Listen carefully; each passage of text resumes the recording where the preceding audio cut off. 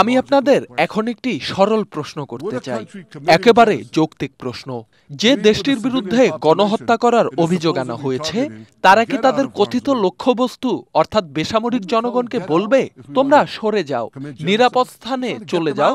আমরা তাদের বের করে নিতে চাইছি, আর হামাস তাদের ভেতরে আটকে রাখছে।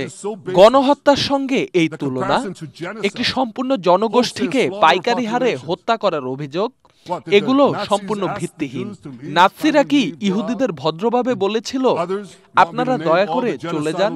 আপনি যদি চান, আমি ইতিহাসের সব গণহত্যাকারী নেতার নাম একে একে বলতে পারি। তাদের কেউ কি এমন কাজ করেছিল?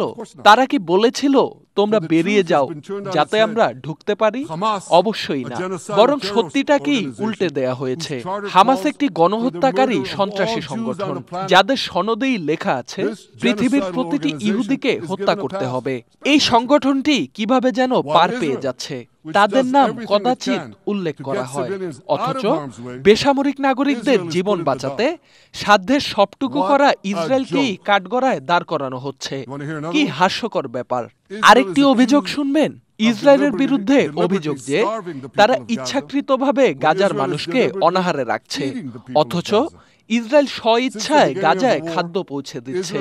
যুদ্ধ শুরু হবার পর থেকে ইসরায়েল গাজায় প্রায় 2 মিলিয়ন টনেরও বেশি খাদ্য ও মানবিক সহায়তা পাঠিয়েছে। অর্থাৎ গাজার প্রতিটি পুরুষ, প্রতিটি নারী ও শিশুর জন্য প্রায় 1 টন সাহায্য, প্রতিদিন প্রায় 3000 ক্যালোরি। এ কেমন অনাহারের নীতি? যদি গাজার কোনো বাসিন্দার কাছে পর্যাপ্ত খাবার না পৌঁছায়, তবে তার কারণ হলো হামাস সে খাবার চুরি করেছে। হামাস চুরি করছে, মজুত করছে এবং তাদের যুদ্ধ পরিচালনার জন্য অত্যাধিক দামে তা বিক্রি করছে। জাতিসংঘ ইসরায়েলকে খুব একটা সমর্থন করে না। তারাও গত মাসে স্বীকার করেছে যে হামাস এবং অন্যান্য অস্ত্রধারী গোষ্ঠী 85% ট্রাক লুট করেছে। সেই কারণেই এই বঞ্চনা।